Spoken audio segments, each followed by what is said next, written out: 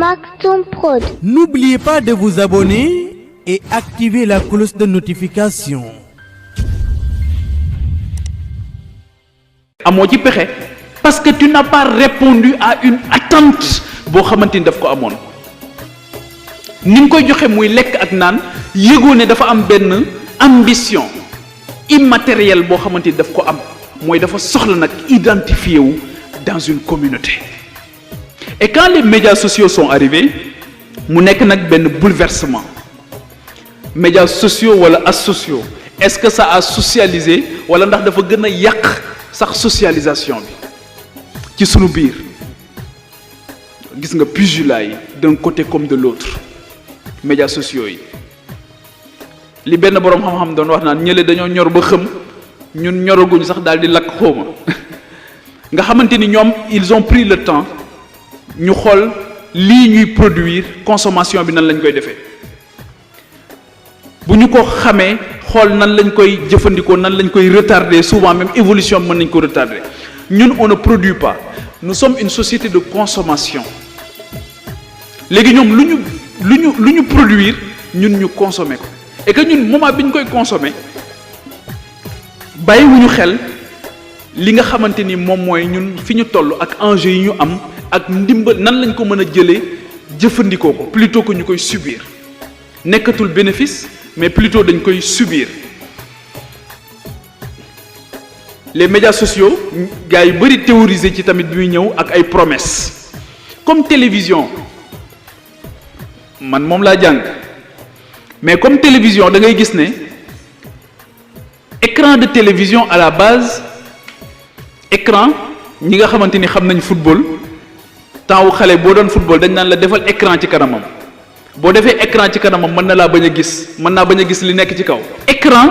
ça signifie à la base quelque chose qui t'empêche de voir la réalité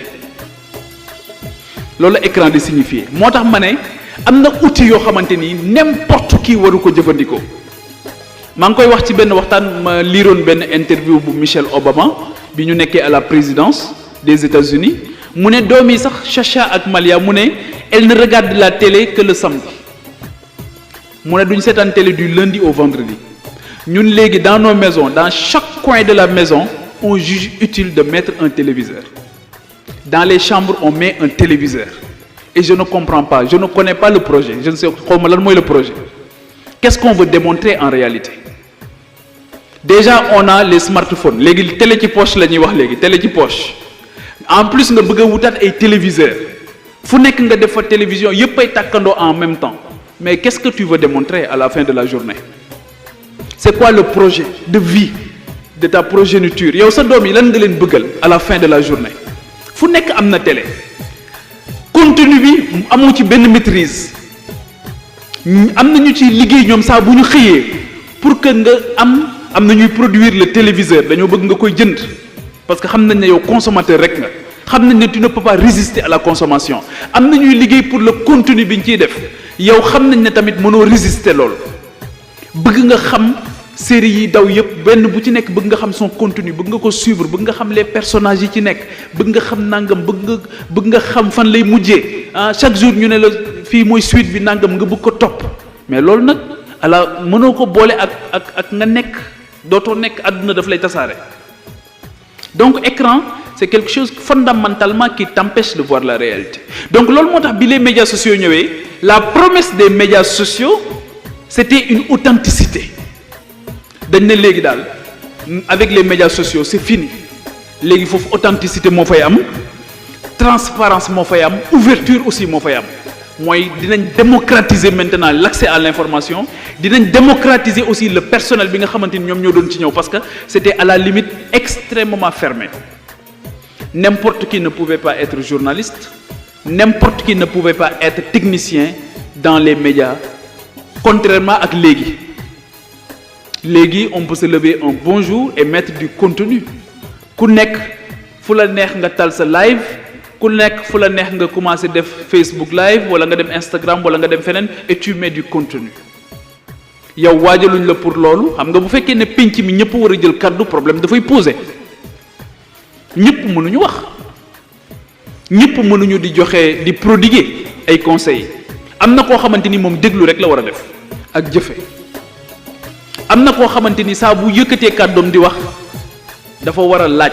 ñu tontu dañ ko digal sax dañ na ko boo xamul sax laajal ñi xam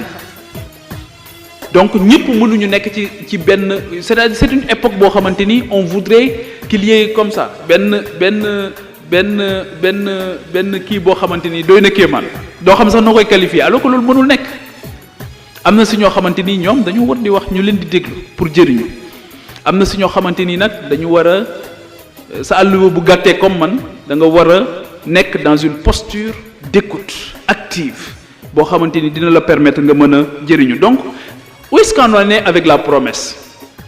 Les médias sociaux nous avaient promis authenticité. Est-ce qu'à l'arrivée, on a cette authenticité-là? Moi, que nit ki légui, il arrive dans le média, il reste ce qu'il est. Djibril Fall bi tok keuram di waxtaan ak Djibril Fall bi ngay fekk ci télévision bi muy waxtaan warul am un gap. Warul nekk ay nit ñaari nit yoo xamante ni doo leen xàmmee. Waaw donc loolu est-ce que am nañ ko wala amuñu ko? Ouverture bi est-ce que am nañ ko wala est-ce que ces médias ne sont pas encore tenus en otage parce que ñoom aussi malheureusement au lieu d'avoir cette volonté d'aider à cette ouverture cette transparence est-ce que jëluñu leen aussi en otage ba ñuy gérer aussi d'autres intérêts est-ce qu'il n'y a pas une idéologie derrière donc et la culture de la transparence dans tout ça su ma nee culture de la transparence c'est vraiment en toile de fond la question du modèle économique de nos médias tout court à qui appartiennent nos médias kan moom sunu médias yi kan moo koy taxawal bi nga ko taxawalee ba te pare ban ambition nga ci am lan nga ci bëgg a wane est-ce que am nga rendez-vous avec l'histoire est-ce que bëgg nga dimbali sa société comment les licences de télé de radio de nangam sont délivrées qui les délivre est-ce que ko comprendre na enjeu yi kan la ciy waxtaanal est-ce que ñu ci war a consulter yëpp consulter na leen war a déet et ça pose la question de l'inclusion est-ce que société bi ñu yor nga xam dañ ko tenir de la république est-ce que république boobu elle n'est pas exclusionniste est-ce que amul ñu mu génn ñoo xamante ni mënu leen a bàyyi ci périphérie bi ba pare léppam di baax ça aussi c'est un autre débat parce que société bi média bi dafa nekk ci biir société bi média boobu pour mu mën a jëriñ ci société bi est-ce que ñi ci war a joxe seen xalaat yépp joxe nañ ci seen xalaat les instances de régulation qui sont dans ces instances de régulation li may poser nii c'est des questions peut-être fondamentales fondatrices wala existentielles est-ce que faussé wuñ benn départ boo xamante ni moom moo tax ñu am dysfonctionnement ba en 2022 ñu war a waxtaane inconvénients ak avantage yu médias yi est-ce que amul lu ñu rëcc ba pare loo xam ñun dañ koy dabu wala déet man dama jàpp ne am na lu ñu échappé ñun dañu nekk dans une mission de rattrapage et de correction waaw loolu tamit nan la ñuy def maintenant ba mën a reprendre suñu bopp pour man il n'y a pas 36 000 solutions c'est une question de rapport de force c'est pourquoi des initiatives comme Mourchid TV c'est de très belles initiatives parce que ça apporte de la valeur ajoutée du contenu ça apporte aussi une vision de la chose qui boo xamante ni dañ koy dugal dans le cadre global d'une façon de voir le monde pour wane ne c'est pas seulement ñii seen adduna bi nii ñu ko gisee moom moo tax parce que ñii dañu nekk dans une dynamique de manipulation les médias aussi manipulation bi aussi daf ci am benn doole bu rëy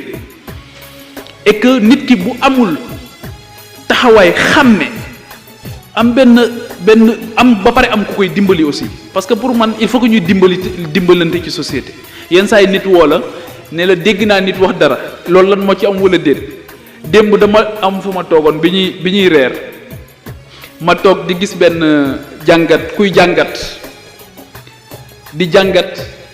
ci choix bi nga xamante ni def naa ko jamono yi mais bi muy jàngat ci choix bi ma gis ne li muy wax daal waroon na trop ak li am ma ne bu dee souffrance bi la nit ñi jàngat di am ci biti de musiba am na les gens souffrent terriblement donc da ngay gis ne kon finalement dafa am une déconnexion boo xamante ni am na entre li nga xamante ni moom mooy la réalité et encore ce qui nous empêche de voir la réalité avec un outil fondamentalement qui nous empêche aussi souvent de voir la réalité parce que ki nga xamante ni moom moo war a def analyse aussi kan la war a doon ak est-ce que war na am xàmme est-ce que am na war na am yëkkatiku wala ndax dafa war a am rek une volonté de nuire une volonté de nuire une volonté de règlement de compte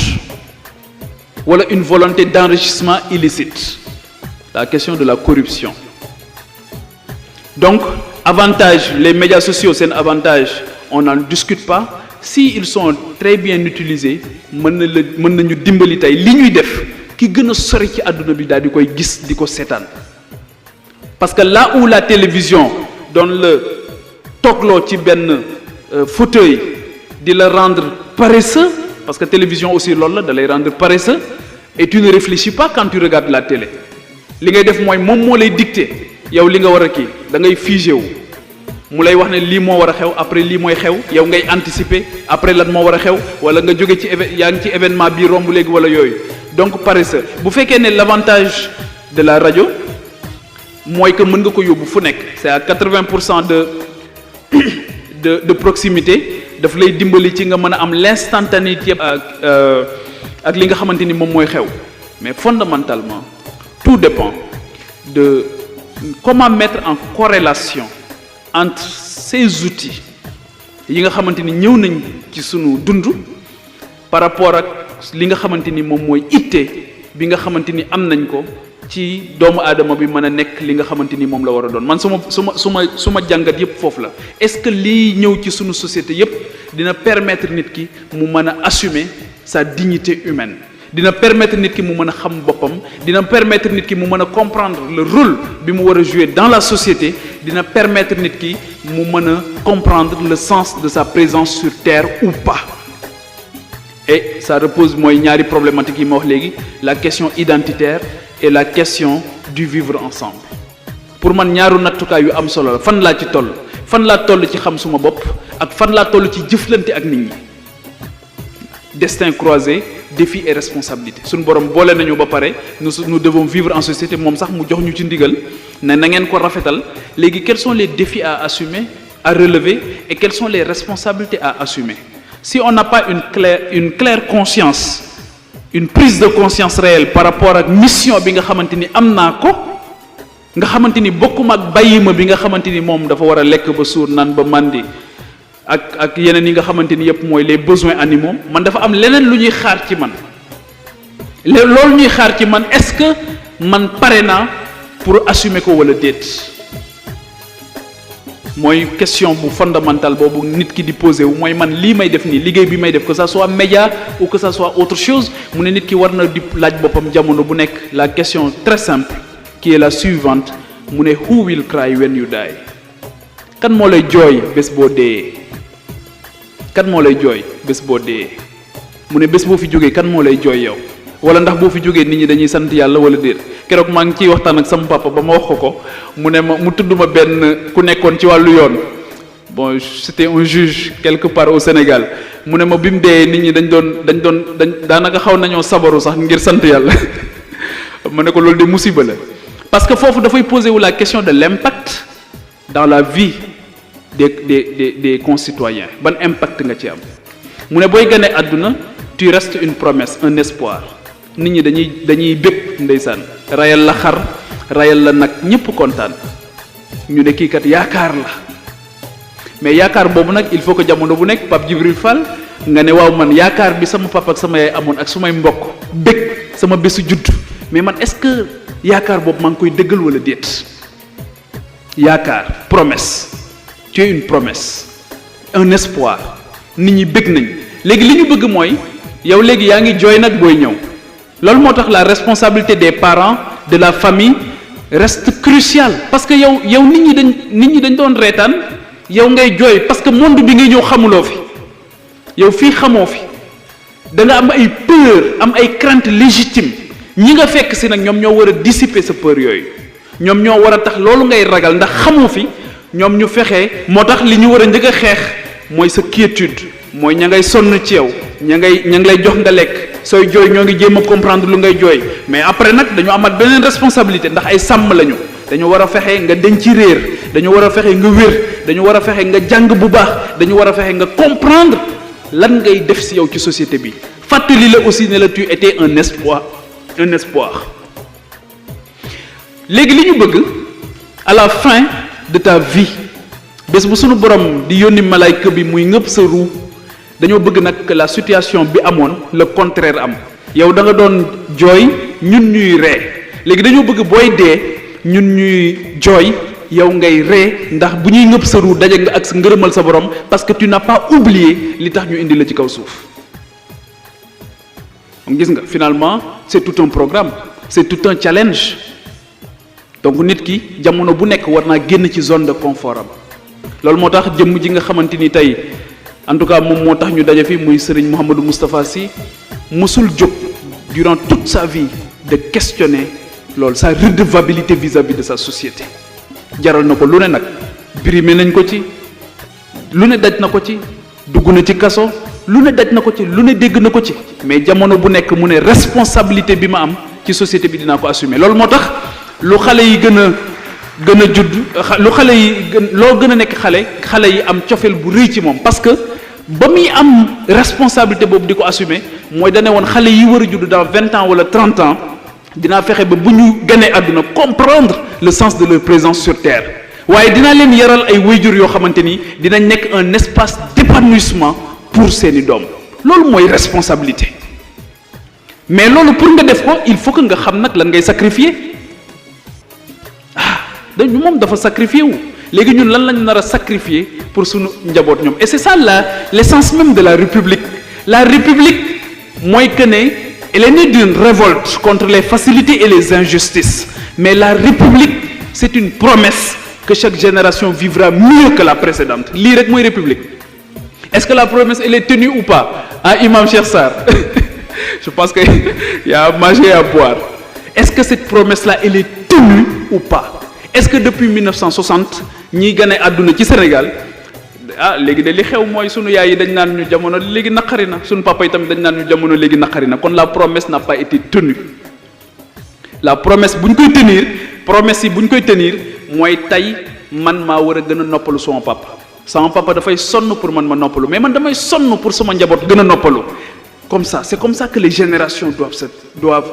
transmettre di joxante le flambeau mooy que kenn ku ci nekk lan ngay sacrifier pour que les générations à venir puissent vivre mieux nan ngay waajale ñiy ñëw ngir mbir yi gën a jàppandi ci ñoom mbir yan gën a jàppandi ci ñoom ngir est-ce que ñiy ñëw dinaa fexe ba ñu gën a xam seen bopp est-ce que ñiy ñëw dinaa fexe ba ñu gën a mën a comprendre nan la ñuy def ba cette alchimie là dans la société mën a continuer la mise en musique dans la société mën di continuer di dund jamono bu nekk et évidemment aujourd'hui il faut tenir en compte le principe élémentaire des réalités mooy que ne les médias que ça soit les médias traditionnels que ce soit les médias nouveaux am nañu benn emprise ci sunu société est-ce que tere nañu ñu mën a dem foofu wala déet je pense que lu bari ñoo ngi koy yàq ñoo ngi koy remettre en cause est-ce que am nañu répondant par rapport à ça c'est ça notre responsabilité mooy le rapport de force est-ce que damay toog rek di seetaan passif wala ndax damay jéem dara il faut que nga jéem dara il faut reprendre les instances de discussion dans les maisons il faut ñu waxtaanewaat aussi comment on doit regarder la télé man par exemple là où j'ai vu le jour fi nga xamante ni foofu laa juddoo si j'avais pas eu la chance d'avoir un grand-père boo xamante ni daf ma doon kii bu baax ci wàllu yooyu kon télévision mënoon na yàq suma jàng par exemple privation boobu laa gëm ne mooy à la base d'une éducation la privation mais bu fekkee ne xale bi lu mu bëgg nga bàyyi ko mu def ko lu mu bëgg a seetaan nga bàyyi ko mu seetaan ko mais il est évident que li nga bëgg a def ci moom doo ko def ci moom yar dafa laaj ñaar dafa laaj mu bëgg dara nga xañ ko mais aussi dafa laaj taqoo présence effective il faut que nga am une préoccupation par rapport à l'éducation préoccupation centrale mais mënoo ko bàyyi lu xew nga dégg mu koy wax moom lu nit ñi di wax ci biti rek da ngay dégg mu koy wax machinalement waaw ci télévision bi la koy déggee baat yu génn concept yu génn da ngay gis moom aussi dafay nekk di ko répéter yenn saa yi sax nga dégg ci yoo xam ne dafay ñàkk solo ba mais da nga ciy wax ak mag sax nga dégg mu la koy wax yow da ngay dul comprendre mais kii ana système de filtre moom lu ñëw rek dugg et puis fu mu dem di ko répété waat mel ni moom dara nekkul ci moom mais justement dara nekkul ci moom am na lu koy fooye te moom xamut lan la parce que écosystème bi mu nekk la donc écosystème boobu il faut que mu sain comme écosystème bi ñu nekk nii waaw donc loolu pour man lu am solo la et je pense que ne on a encore de très grands efforts à faire dans ce sens loolu moo tax il nous faut se battre pour que contrats sociaux yi nga xamante ni am nañ ko ñu mën ko di ko xoolaat di ko yëraat boo demee ci yeneen réew yi sax dañuy def yenn saa yi de grands discours ñu tuddee ko l'état de l'union l'état de l'union ñu ne waaw est-ce que jotul nag ñu xool ñu def bilan xool fu ñu jëm mais encore une fois il faut un consensus une inclusion ñu d'accord ci bilan bi mais su ñëpp jàppee su ñuy jàppee ne affaire baa ngi dox ñii jàpp ne doxul te ñii moom jàpp nañ ne moo ngi dox ñoom seen c'est une conviction forte que moo ngi dox Oscar Wilde daf doon wax ne les convictions sont plus dangereuses que les mensonges xam nga ki réer moom neex naa dimbali soo ko gindee mu gindee ko waaye ki waru moom dafa jàpp ne ci dëgg la nekk kooku nag du naqaree dimbali day naqaree dimbali maa ngi leen di gërëm bu baax di leen sant asalaamaaleykum wa rahmatullahi taala wa barakatu. pharmacie Al Maktoum li kulli daa in dawa jàngoro bu ne am na saafara tax pharmacie Al Maktoum ñëw ngir saafara jàngoro askan wi yow mi amee ndoxu siti sa yaram di tàng sa kawar di ruus say tànk di xar gaawal jokkoo ak pharmacie Al Maktoum hémorroïde nga amee interne wala externe sa biir di jooy naan xur jugal ci sa bopp gaaw ba ci ulcère ak estomac mauvaise haleine maanaam gémmiñ gu am xeet ba ci faiblesse sexuelle maanaam góor gi néew kàttan yow mi amee diabète bul ko waaj gaawal jokkoo ak pharmacie Al Maktoum ba nekk ca Grand Yoff fu ngeen mën a nekk ci biir réew mi ak biti réew cat moo la sonal ubbeeku nga bëgg ba ci bayre istixaara gaawal jokkoo ak pharmacie Al Maktoum ci 77 417 70 78 pharmacie Al Maktoum ñëw ngir saafara jàngoro askan wi bu ngeen jokkoowee ak pharmacie Al Maktoum xeetu jàngoro bu ngeen mën a am ba ci listixaara bay rek ubbeeku génne cat ci sa yaram woote leen gaaw ci 77 417 70 78 pharmacie Al Maktoum nuurun ala nuur